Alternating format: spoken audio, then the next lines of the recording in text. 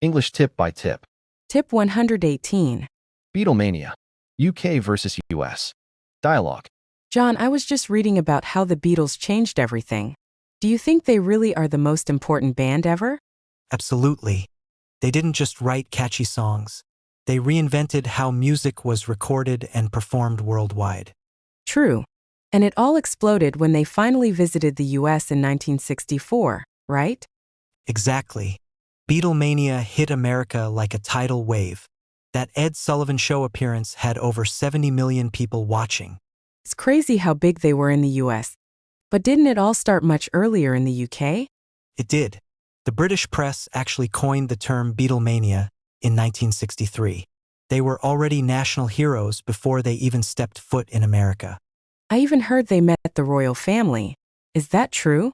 Yes. In 1963, they played for the Queen Mother at the Royal Variety Performance. And didn't the Queen later give them medals? Exactly. In 1965, they were appointed MBEs, members of the Order of the British Empire, by Queen Elizabeth II. So while they were invading the US charts, they were becoming part of the British establishment too. Precisely. Whether it was the London Palladium or a stadium in New York, the world had never seen anything like it. That's insane. But what actually inspired their sound? They seem to have so many different styles. They were like sponges. In the beginning, they were obsessed with American rock and roll and R&B. They idolized Elvis Presley, Chuck Berry, and Little Richard. I can definitely hear that in their early hits. But then they got much more experimental. Right. Later on, they were influenced by Bob Dylan's deep lyrics and the complex harmonies of the Beach Boys. George Harrison even introduced Indian classical music and the sitar after studying with Ravi Shankar. It's amazing. It's like they opened the door for every other international band to dream big. They did. Music history is basically divided into before and after the Beatles. What happened? John and Mary are Beatles fans and started commenting that the band's global impact was truly revolutionary. They discussed how Beatlemania began in the UK in 1963, even performing for the Queen Mother before taking the US by storm in 1964. They compared the massive scale of American stadium concerts to the band's British roots, noting how the Beatles influenced music history through their unique style and royal recognition as MBEs. Grammar tip. Past perfect. Had plus past participle. Happened before another point in the past. Past of the past. Example. The world had never seen anything like it. Exercise. Match. How many people watched the Beatles on the Ed Sullivan Show? 70 million. Who influenced the band to include deep, poetic lyrics in their songs? Bob Dylan. Which instrument did George Harrison introduce? The sitar. Which American music genres heavily influenced them? Rock and roll and R&B. English tip by tip. Tip 119. The hospital shock. UK versus US. Dialogue. John, come quick. I fell in the kitchen. And I think I've broken my arm. I can't move it. Oh my God, Mary. Don't move. Let me see. It's very swollen. We need to get you to the emergency room immediately. Should we call an ambulance? I'm scared of the cost. We're in the US, not London. If you can walk to the car, I'll take you myself to save time and the cost of the transfer. But if you feel dizzy, I'll call the emergency services right away. I can walk, but help me. What papers do I need to bring? Take your passport and, most importantly, your health insurance card or travel insurance documents.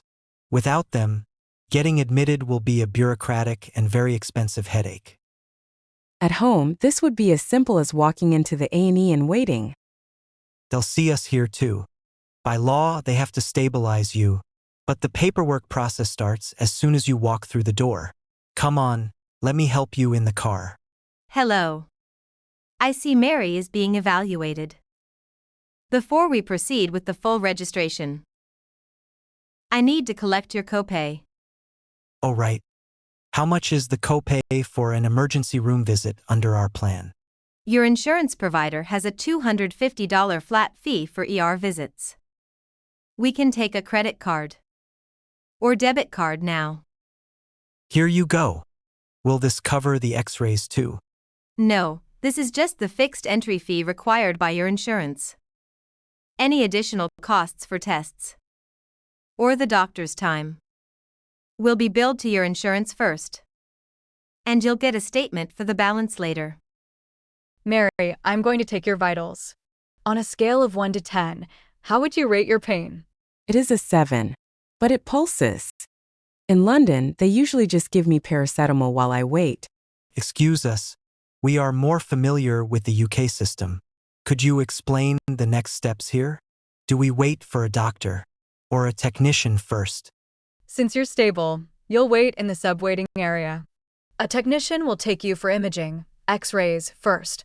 Then, a physician assistant or a doctor will see you to review the results. Understood. Should we notify our insurance company now that we are here? It's always a good idea to call the number on the back of your card to pre-authorize the visit, so there are no surprises with the bill. Well, it's not the NHS, but at least we're moving. What happened?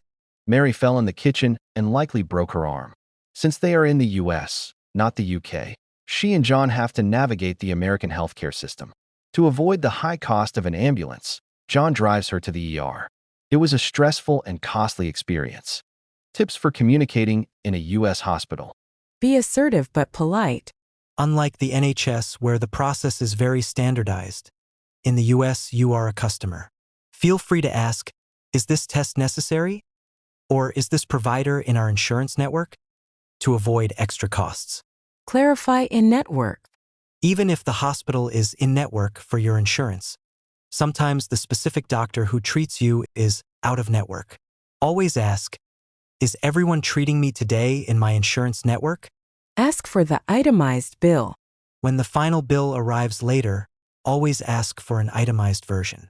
This forces the hospital to show exactly what they charged for. English tip by tip. Tip 120. New York City taxi etiquette. Be polite. US versus UK. Dialogue. Hi, could you take us to the Times Square Edition Hotel, please? Sure thing. Buckle up. It's going to be about 45 minutes with this traffic. No problem. It's our first time in New York, so we're happy to see the sights from the window. Welcome to the Big Apple. It's a crazy city, but you'll love it. Is it always this busy? You must meet so many different people every day. Oh, you have no idea. Most folks are great, like you too. But every now and then, I get someone who thinks the driver is invisible. Really? That's a shame. People can be disrespectful? Exactly. Some people get in, don't even say hello, and just bark orders. Or they start shouting on their phones like I'm not even here. That's so rude. A little common courtesy goes a long way. You said it. If someone is polite and says please or thank you, I'll go the extra mile to avoid the potholes for them. Well, we'll make sure to be your favorite passengers today then. You're already off to a great start. We'll certainly try. By the way, I saw a bright green taxi back there. Is that an official taxi too? Good eye. Those are the borough taxis or green cabs. They were introduced a few years back because yellow cabs were hard to find outside of Lower Manhattan. Oh, I see. So, do they have different rules than you do? Exactly. They aren't allowed to pick up passengers here. In the heart of the city. That's such a specific system. I guess it keeps the yellow cabs focused on the busiest tourist areas. Spot on. If you're standing on a corner in Times Square looking for a ride, you better look for a yellow cab like mine. What happened? Mary and John, a couple visiting New York for the first time, take a taxi from the airport to their hotel in Times Square. During the ride, they strike up a conversation with the driver about his job. Mary and John agree that common courtesy is essential, and the driver concludes that a simple please or thank you makes his day much better. Some tips. US, UK, taxi, cab, Black cab. Taxi. trunk, Boot. pavement, Road. Tarmac. sidewalk, Pavement. Gas. Patrol. English tip by tip. Tip 121. Sport titans. Dialogue. John, I've been diving into global viewership analytics lately. It's fascinating how football remains the undisputed titan of the sporting world. Absolutely. The World Cup figures are simply unparalleled. But I'm always struck by cricket's massive, albeit more regional demographic. True, 2 billion fans is a staggering outlier. However, we can't overlook basketball's immense global footprint. Definitely. The NBA has transformed the sport into a commercial powerhouse. This cultural influence is truly pervasive across every continent. It's that high-octane energy that keeps people hooked. Yet, I find the appeal of a sport like swimming equally compelling, though the cadence is different. Right. Swimming is effectively the crown jewel of the Summer Olympics. The television ratings for the 100-meter freestyle are usually astronomical. It's a unique case. It lacks the weekly tribalism of club sports, but the technical precision is a pure spectacle. Exactly. It's one of those rare disciplines where individual narratives and world records actually transcend the sport itself. It's essentially a distilled version of human potential. Whether it's the court or the pool, the global audience clearly craves that elite level of excellence. Well put. It's not just about the game. It's about the spectacle of breaking boundaries.